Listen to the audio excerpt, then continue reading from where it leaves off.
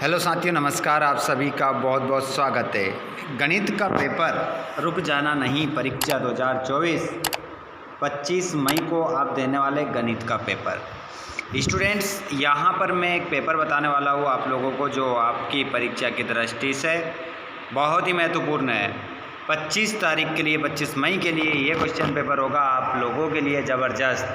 तो स्टूडेंट्स आइए स्टार्ट करते हैं पहले प्रश्न से। सभी स्टूडेंट्स ध्यानपूर्वक इस वीडियो को देखिएगा और अपने दोस्तों को भी शेयर करिएगा। और चैनल पर पहली बार आए हैं तो चैनल को सब्सक्राइब कर लीजिएगा ताकि आपके और जिस विषय में आप पेपर देने वाले हैं, जिस विषय का, उसका वीडियो भी आप तक पहुंच सके। स्टूडेंट्स देखिए, पहला प्रश्न आप देखेंगे यहाँ पर। आप पहले प्रश्न को यहाँ पर देखेंगे कि किसी पूर्णांक m के लिए विषम पूर्णांक निम्न स्वरूप का होता है। तो यहाँ पर आपका आंसर क्या होगा? 2m + 1 आपका राइट आंसर हो जाएगा। यदि किसी द्विघात बहुपद ax² + bx + c के शून्यक अल्फा और बीटा हो तो अल्फा बीटा का मान होगा। तो यहाँ पर c/a आपका राइट आंसर हो जाएगा।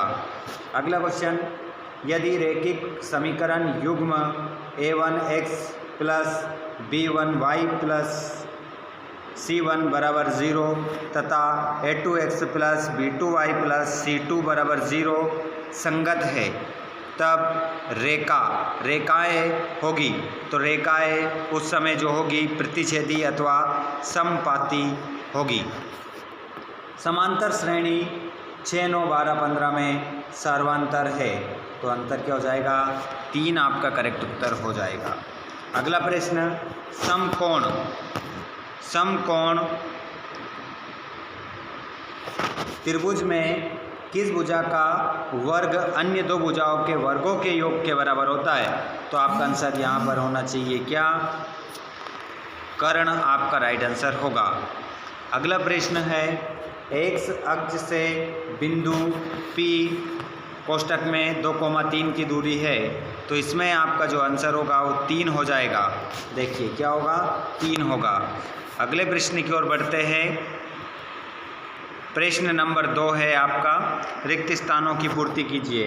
संख्याओं में प्रत्येक उभयनिष्ठ अभाज्य गुणनखंडों की सबसे छोटी घात का गुणनफल क्या कहलाता है? HCF कहलाता है। ठीक है, HCF आपका आंसर हो जाएगा। दूसरा प्रश्न, चर का वे मान जिसको बहुपद में प्रतिस्थापित करने पर बहुपद का मान 0 हो जाता है, उसे हम क्या कहते हैं? शून्यक। याद रखिएगा। और समीकरण 3x² - 2x + 1/3 = 0 का विविक्तीकर क्या होगा?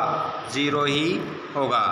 अगला क्वेश्चन आप देखेंगे, एक समांतर श्रेणी में d = -4, n = 7 तथा tn = 4 हो, तब a का मान 28 होगा। याद रखिएगा। और वे सभी आकृतियाँ जिनके आकार समान होते हैं परंतु इनके माप समान होने आवश्यक नहीं, आकृतियाँ कहलाती है, समरूप आकृतियाँ कहलाती है। बिंदु x1, y1 की मूल बिंदु से दूरी, यहाँ पर आपका आंसर होगा √x1² + y1² आंसर हो जाएगा। और किसी वृत्त की स्पर्श रेखा उसे एक बिंदु पर प्रतिच्छेद करती है। अगला क्वेश्चन आप देखेंगे स्टूडेंट्स, यहाँ पर सही जोड़ी बनाइए।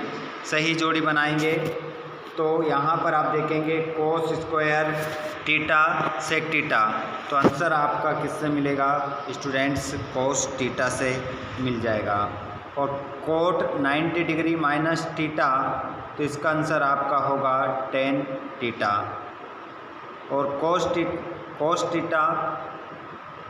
cos 90 डिग्री माइनस θ कोष्ठक में minus sin θ sin 90 degree minus θ, तो इसका जो मान निकल कर आएगा वो 0 निकल कर आएगा। और 1 + cot² θ, इसका मान निकल कर आएगा cosec² θ। और कोसेक 30 डिग्री का जो मान निकल कर आएगा, वो निकल कर आएगा √3/2 और यहाँ कोस ए सेक ए इसका जो मान निकल कर आएगा 1 निकल कर आएगा। चलिए आगे बढ़ते हैं अगले प्रश्न की ओर। बाकी यहाँ पर एक शब्द में उत्तर आप देंगे तो देखेंगे रेखिक बहुपद की घात कितनी होती है 1। आंसर क्या हो जाएगा 1। वे समीकरण निकाय क्या कहलाता है जिसकी कोई हल ना हो, असंगत। और द्विघात समीकरण का मूल ज्ञात करने का सूत्र किसने दिया था, श्रीधराचार्य। और वर्ग के क्षेत्रफल का सूत्र लिखिए तो ए का स्क्वायर या भुजा का स्क्वायर भी हम लिख सकते हैं। और गोले के आयतन का सूत्र 4/3 πr³ और यहाँ 3 3 4 5 5 का समांतर माध्य क्या होगा 4 होगा। और एक असंभव घटना की प्रायिकता क्या होगी 0, आपका आंसर हो जाएगा। जिसके बाद में यहाँ पर हम देख रहे हैं आपके सत्य-फत्य।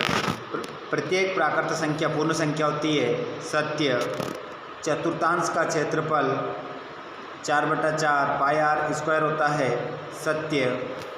और अर्धगोले का आयतन 4/3 πr³ होता है जहाँ r अर्धगोले की त्रिज्या है असत्य। और सर्वाधिक बारंबारता वाला वर्ग माध्यक कहलाता है असत्य। बाह्य बिंदु से वृत्त पर खींची गई स्पर्श रेखाओं की लंबाई सदैव वृत्त की त्रिज्या के बराबर होती है। इसका आंसर भी आपका सत्य होगा।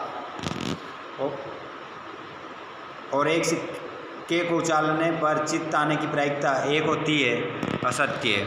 अब यहाँ पर आप सभी क्वेश्चन देख लीजिए, 2-2 नंबर के, 1 नंबर के और 3-3 नंबर के और 4 नंबर के, जो आपकी परीक्षा की दृष्टि से इम्पोर्टेंट है। उन्हीं क्वेश्चनों को यहाँ पर बताया जा रहा है, देख लीजिए।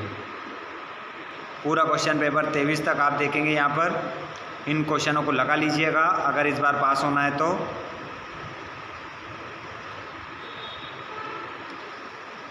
इन सभी क्वेश्चनों को अच्छे से कर लीजिएगा।